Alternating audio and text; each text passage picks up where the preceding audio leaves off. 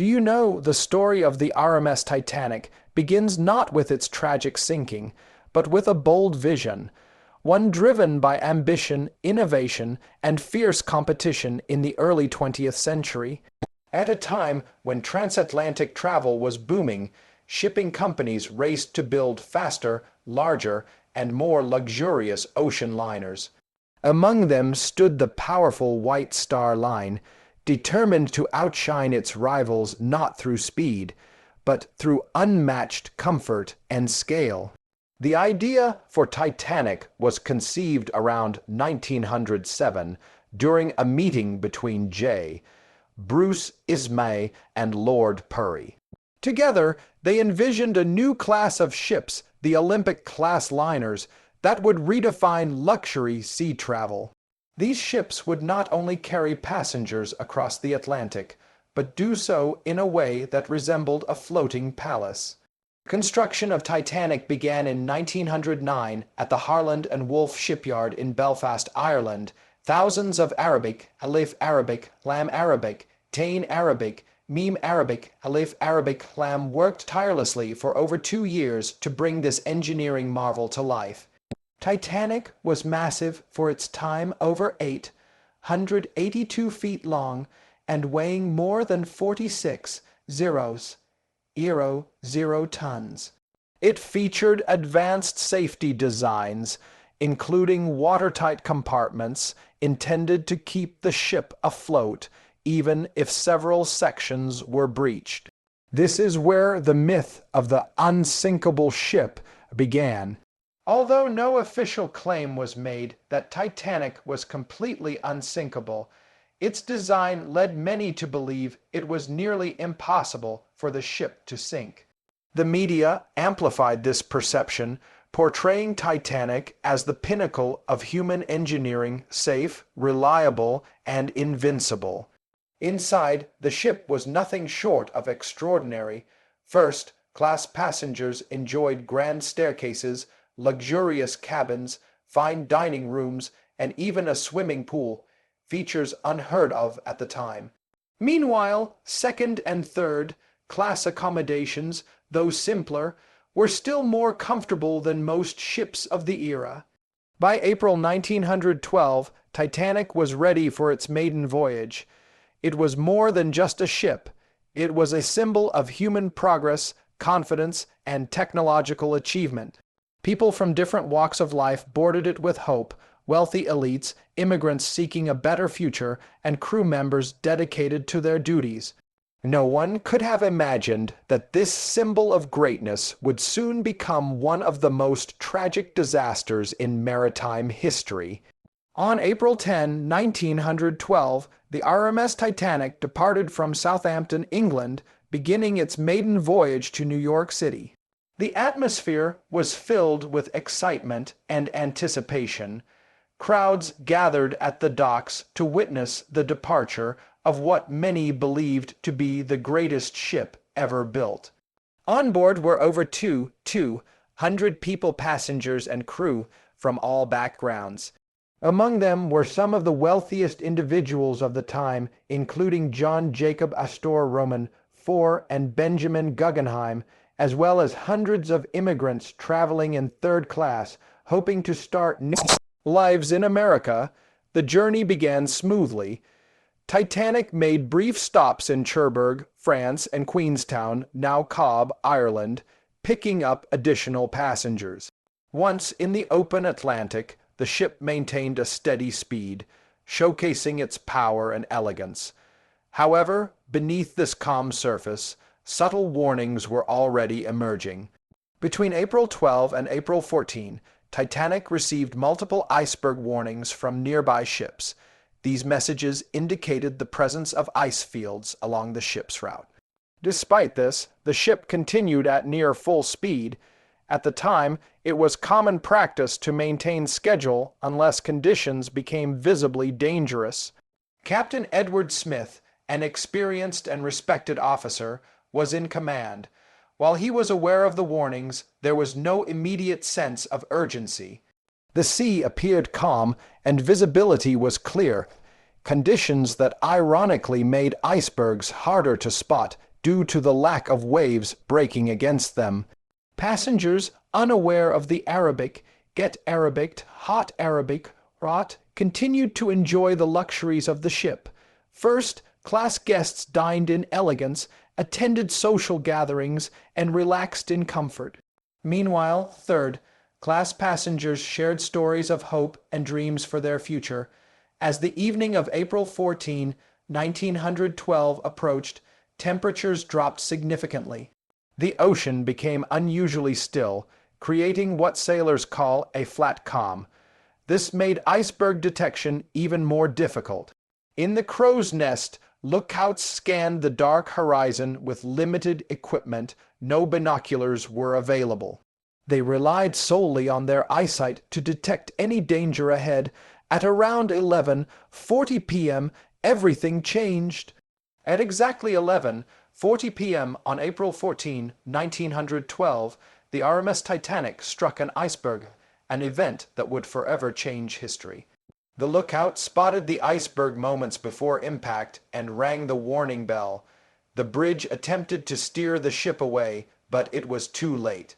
Instead of a direct collision, the iceberg scraped along the ship's starboard side, tearing open multiple compartments below the waterline.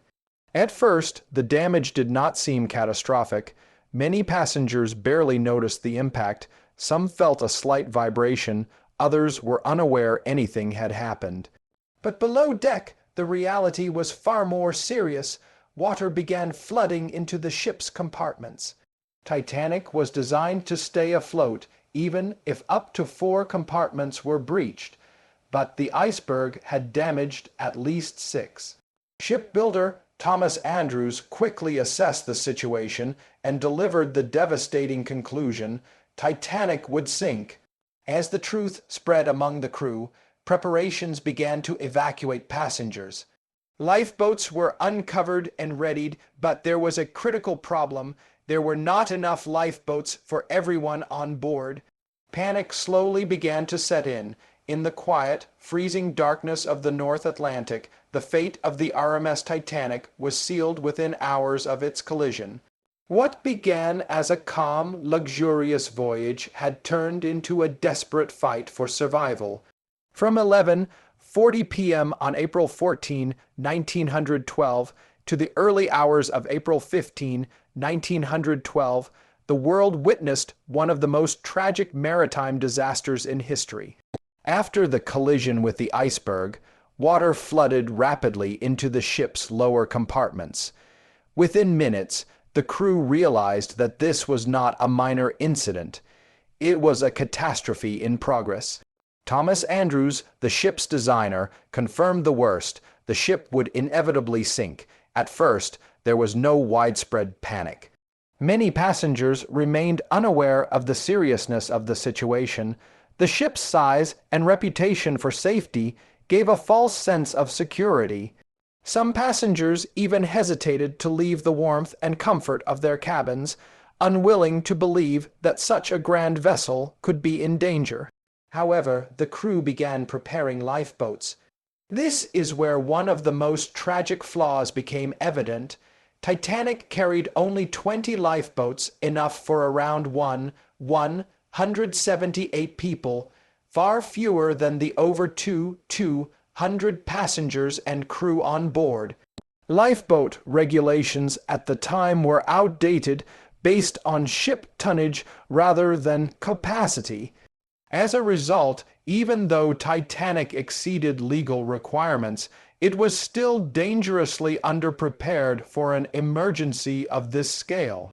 The order was given, women and children first. As lifeboats were lowered into the icy waters, confusion and chaos began to spread. Some boats were launched only partially filled, as passengers were reluctant to leave the ship. Others struggled to maintain order as fear took hold. First-class passengers located closer to the upper decks had easier access to lifeboats. Meanwhile, many third-class passengers, located deeper within the ship, faced barriers, language differences, and delays that prevented them from reaching safety in time. This imbalance would later become one of the most criticized aspects of the tragedy. By around 12:30 a.m., the situation had become undeniable. The bow of the ship was visibly sinking, and the angle of the deck began to tilt. Panic intensified as passengers realized there were not enough lifeboats. Amid the chaos, stories of courage and humanity emerged. Crew members worked tirelessly to load lifeboats and maintain order. Musicians on board famously continued to play music on deck, attempting to calm passengers as the ship slowly sank. Their final performance remains one of the most haunting symbols of dignity in the face of disaster. Individuals also showed remarkable bravery. Some men stepped back, giving up their places in lifeboats so others could survive. Others stayed with loved ones, refusing to be separated even in the face of death. By 1:40 a.m., most lifeboats had been launched. Hundreds of people remained on board with no means of escape. The ship's angle grew steeper, making movement increasingly difficult. Furniture, equipment, and people began sliding toward the lower end of the deck. The freezing temperature of the Atlantic, just below 0 degrees C, 32 degrees F, added another layer of danger. Anyone who entered the water would likely survive only minutes before succumbing to hypothermia. At approximately 2:00 a.m., the stern of Titanic rose dramatically into the air. The ship's structure could no longer ta Arabic, het Arabic, meme Arabic, lam the stress. In one of the most dramatic moments of the disaster, Titanic broke apart into two sections. Shortly after, at 2:20 a.m. on April 15, 1912, the great ship disappeared beneath the ocean. What followed was a scene of unimaginable horror. Over 1,500 people were left in the freezing water, crying out for help. The sounds of desperation echoed across the dark ocean. Lifeboats nearby faced a difficult decision: return and risk being overwhelmed, or stay away and preserve the lives already saved. Most chose not to return immediately. Within minutes, the cries began to fade. Silence took over. Out of more than 200 people on board, only about 700 survived. The rest were lost to the sea. Hours later, the rescue ship RMS Carpathia arrived, responding to Titanic's distress signals. It rescued the survivors from lifeboats and brought them to safety, but for most, it was too late. The sinking of Titanic was not just a disaster. It was a human tragedy on an unimaginable scale. It exposed flaws in safety regulations, class divisions, and overconfidence in technology. Yet, within the darkness of that night, it also revealed something else: courage, sacrifice, and the fragile nature of human life. When the RMS Titanic disappeared beneath the icy waters of the North Atlantic in the early hours of April 15, 1912, the tragedy did not end. It had only just begun. News of the disaster spread slowly at first, but when it reached the world, it sent shockwaves across continents. What had been celebrated as the greatest ship ever built had become the site of one of the deadliest peacetime maritime disasters in history.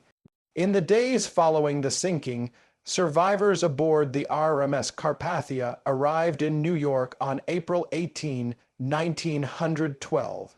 They carried with them not only stories of survival, but also accounts of confusion, fear, and heartbreaking loss. Families waited at the docks, hoping for news, some reunited with loved ones, others receiving the devastating confirmation that they were gone forever. The scale of the tragedy demanded answers. Almost immediately, official investigations were launched on both sides of the Atlantic. In the United States, the U.S. Senate inquiry, led by William Alden Smith, began just days after the disaster.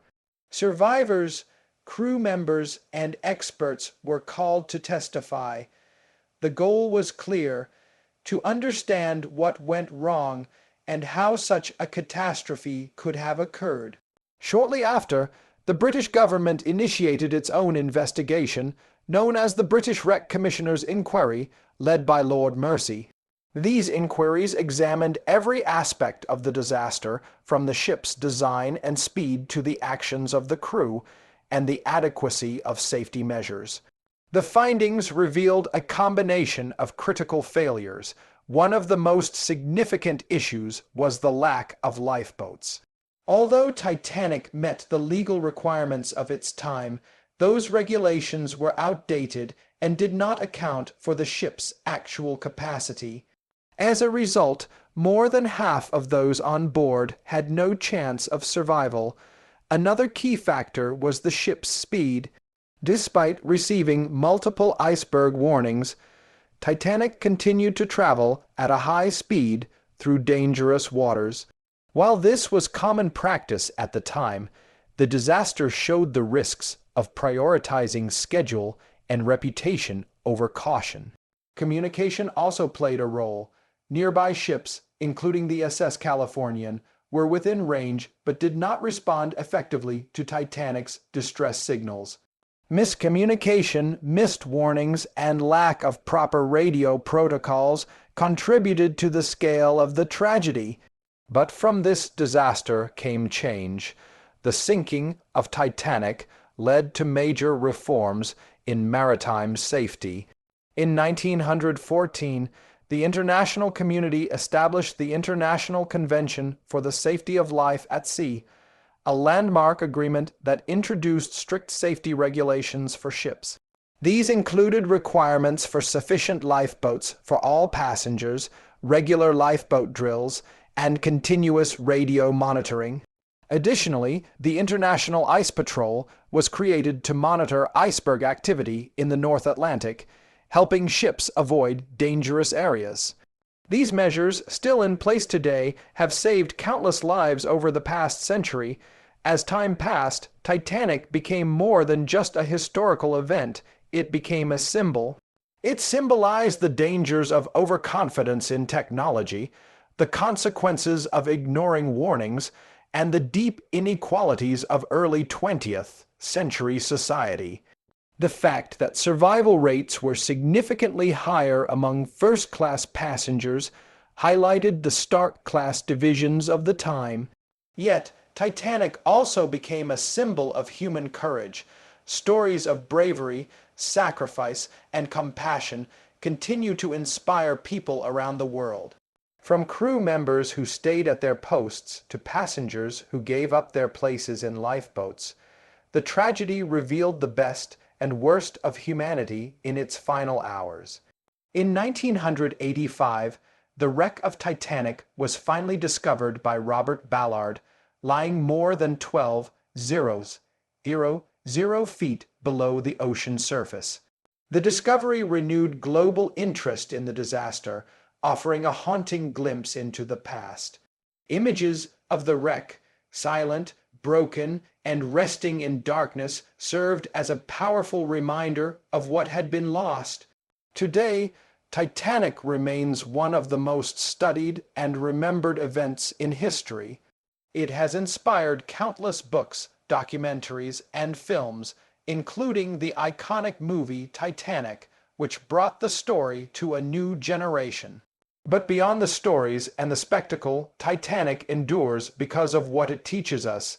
It teaches us that no matter how advanced we become, we are never beyond risk. It reminds us that preparation, humility, and responsibility are essential in the face of nature's power. And most importantly, it reminds us of the value of human life and how quickly it can be lost. Do you think the Titanic disaster could have been avoided? If you found this powerful story of the Titanic moving, make sure to like, share, and subscribe for more historical documentaries like this.